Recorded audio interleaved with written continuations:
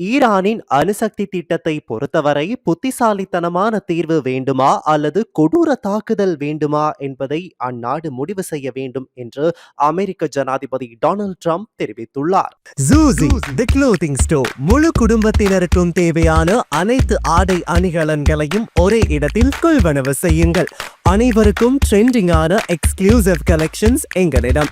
கொட்டஹென, ஹேட்டன் மற்றும் வில்லபத்தை புதிய கிளையில். சந்தோஷமான தருணங்களை ஜூசியுடன் கொண்டாடுங்கள்.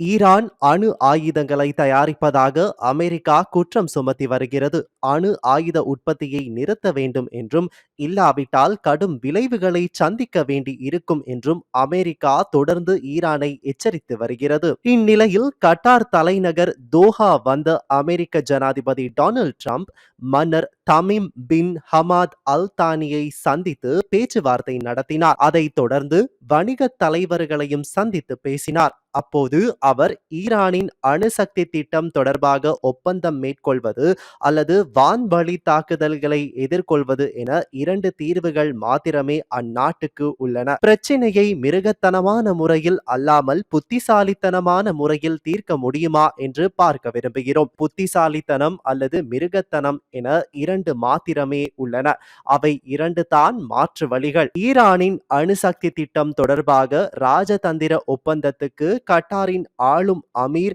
ஷேக் Tamim bin Hamad Al Thani அழுத்தம் கொடுத்து வருகிறார். ஈரான் அமீரை பெற்றிருப்பது அதன் அதிர்ஷ்டம். ஏனென்றால் அவர் உண்மையில் அவர்களுக்காக போராடுகிறார். ஈரான் மீது நாம் ஒரு கொடூரமான தாக்குதல் நடத்துவதை அவர் விரும்பவில்லை. அவர் நீங்கள் ஒரு ஒப்பந்தம் செய்யலாம் என்று கூறுகிறார். ஈரான் அமீருக்கு ஒரு பெரிய நன்றி சொல்ல வேண்டும் என்று நான் நினைக்கிறேன் என்று ட்ரம்ப் கூறினார்.